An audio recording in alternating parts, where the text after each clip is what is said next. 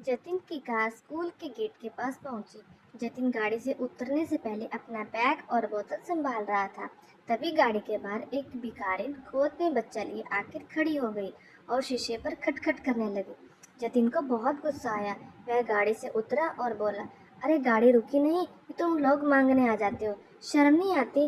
भिखारी ने कहा, बेटा कल से कुछ नहीं खाया है, कुछ पैसे दे दो, बच्चा भी भूखा है। जतिन ने फटकारते हुए कहा, चल भाग यहाँ से, मुझे वैसे ही देर हो रही है।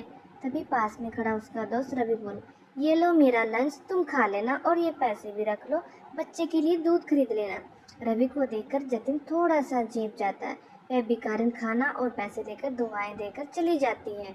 जतिन ने कहा, यार तू क्यों इन लोगों को सर पर चढ़ा लेता है?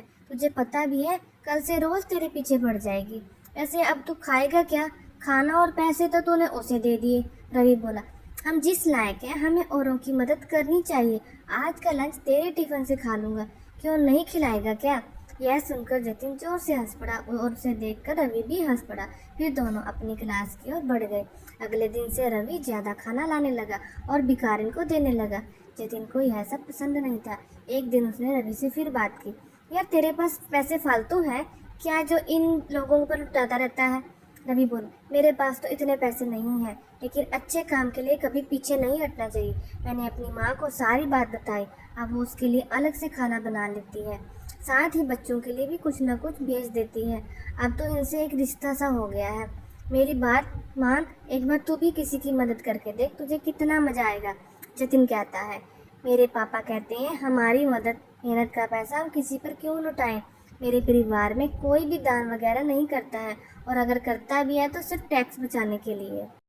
रवि हंसकर जवाब देता है, ठीक है, अपनी अपनी सोच है, हम क्या कर सकते हैं। इस पर जतिन बोलता है, देख ये भिखारी ऐसे ही रहेंगे और देख तुझे भी लूट लूट कर भिखारी बना देंगे। मेरे पास तो पैसे की कभी कमी नहीं होगी, पर तेरा भविष्य मुझे खतरे में दिखाई दे रहा है। रवि कहता है, एक काम करते हैं, कॉलेज खत्म होने के बाद एक बार यहीं मिलने आएंगे, फिर बताएंगे कि कौन कहाँ तक पहुँचा। जतिन रवि से मिलने का वादा कर लेता है। कुछ ही सालों में दोनों दोस्त अलग अलग कॉलेज में एडमिशन ले लेते हैं और अपनी पढ़ाई में लग जाते हैं। कॉलेज के बाद दोनों बिछुड़ जाते हैं। एक दिन जतिन अपने स्कूल के सामने से गुजर रहा था। तभी उसने देखा कि स्कूल के पास एक छोटी सी दुकान है बच्चों के खाने पीने का सामान बेचने की। उस पर एक छोटा सा लड़का और उसकी माँ बैठे थे। जतिन पहचान गया कि ये तो वही भिखारी है जिसे रवि अक्सर पैसे दिया करता था। उन्हें देखकर उसे रवि की याद आ गई, लेकिन वह उसे कहाँ ढूंढे। कुछ ही देर में वो अपने ऑफिस पहुंच जाता है। ऑफिस में उसका मैनेजर जतिन से मीटिंग करता है, सर आपके पापा के जाने के बाद पूरा बिजनेस ही बैठ गया। एक गलत साइड पर बिल्डिंग बनाकर सारा पैसा डूब गया। अब एक प्रोजेक्ट है, अगर यह हमें मिल जाए तो काम बन सकता है, वरना 2 महीने में कंपनी और घर दोनों नीलाम हो जाएंगे। जतिन बोलता है, मैं जानता हूँ, पता नहीं किसकी नज़र लग गई हमारे बिजनेस को। आप इस प्रोजेक्ट को की डिटेल मुझे भेज दो, कल उस नए इंजीनियर से मैं खुद मिलकर उसे प्लान समझाता हूँ। हमें किसी भी कीमत ये प्रोजेक्ट लेना ही पड़ेगा। अगले दिन जतिन जल्दी से तैयार होकर प्रोजेक्ट की फाइल लेकर सरकारी दफ्तर में पहुंच जाता है। वहां वह इंतजार करने के बाद इंजीनियर के कैबिन में पहुंचता है। जतिन बोलता है, सर ये प्रोजेक्ट रिपोर्ट देखिए, हमसे नई अच्छी बिल्डिंग कोई नहीं बना सकता, एक बार देख तो लीजिए सर। तभी वह गौर से देखता है, यह तो उसका दोस्त रवि था। उसे देखकर जतिन बहुत खुश होता है। रवि भी सीट से उठकर उससे गले मिलता है। जतिन कहता है, अब तो मुझे कोई चिंता नहीं है, तू है तो मेरा सारा काम हो जाएगा। यह सुनकर रवि कहता है, जतिन ये प्रोजेक्ट मैं तेरी कंपनी को नहीं दे सकता हूँ। तेरी कंपनी ने जो बेईमानी से गलत जगह बिल्डिंग बनाई, उससे तुम्हारी रेपुटेशन खराब हो चुकी है। मैं तो क्या, इस शहर में तुझे कोई भी प्रोजेक्ट नहीं मिलेगा। यह सुनकर जतिन रवि के पैर पकड़ लेता है, यार ऐसा मत बोल, मैं सड़क पर आ जाऊंगा। तुझे देखकर मुझे एक उम्मीद बंधी है, अगर ये प्रोजेक्ट ना मिला तो मैं बर्बाद हो जाऊंगा। रवि जतिन से कहता है, चल मेरे साथ। वह जतिन को लेकर उसी स्कूल के सामने पहुंच जाता है। वहां जाकर रवि कहता है, पहचानता है इस औरत को जिसे तूने कभी भीख नहीं दी, हमेशा फटकार देता था। मैंने इसकी थोड़ी सी मदद की और आज ये दुकान पर सामान बेचकर अपनी रोजी रोटी चला रही है। कोई मजबूरी में भीख मांगता है तो हमें उसका मजाक नहीं उड़ाना चाहिए। आज देख, भीख तो तू भी मुझसे मांग रहा है, इसमें और तुझ में क्या फ़र्क रह गया?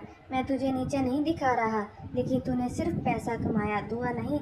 आज वह भी तेरे पास नहीं है। जिस पैसे पर तू घमंड कर रहा था ना, आज उसी ने तुझे बर्बाद कर दिया।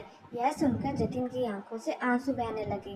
वह बोला, हाँ तू ठीक कह रहा है, मेरे परिवार ने कभी किसी की मदद नहीं की, यही शिक्षा उन्होंने मुझे दी। रवि जतिन को लेकर उसी दुकान पर पहुंच जाता है। वह औरत उन्हें देखकर उनके पास आ जाती है। भैया आप आइए, बैठिए, मैं अभी आपके लिए कुछ लाती हूँ। रवि बोला, नहीं माँ जी, मैं तो बस आपसे मिलने आया था, कोई परेशानी तो नहीं है। वह औरत बोली, भैया आपके कारण हम भिखारी की इस जिल्लत से बाहर निकल आए। मेरा बेटा अब स्कूल जाता है, यहीं पास ही में। हमने एक कमरा किराए पर ले लिया है। मैं अपने बेटे को पढ़ाकर आपके जैसा अफसर बनाना चाहती हूँ। पूरी जिंदगी लग रहूंगी तो आपका एहसान नहीं चुका सकती। उनसे मिलकर जतिन को भी अच्छा लगा। वहाँ से कुछ दूर जाकर वह बोला, रवि अब मैं किसी से भीख नहीं मांगूंगा, नए सिरे से शुरुआत करूंगा। ईमानदारी से और अपनी कमाई का कुछ हिस्सा दान जरूर करूंगा। रवि बोला, अगर तू सच्चाई और ईमानदारी से काम करे तो ये प्रोजेक्ट मैं तुझे दिलवा सकता हूँ। जतिन अपने दोस्त के गले लगकर रोने लगता है। इन आंसुओं में उसका घमंड भी बह गया था। तो दोस्तों, आपको मेरी स्टोरी कैसी लगी प्लीज़ कमेंट करके बताना, और please like share and subscribe my channel. Thank you.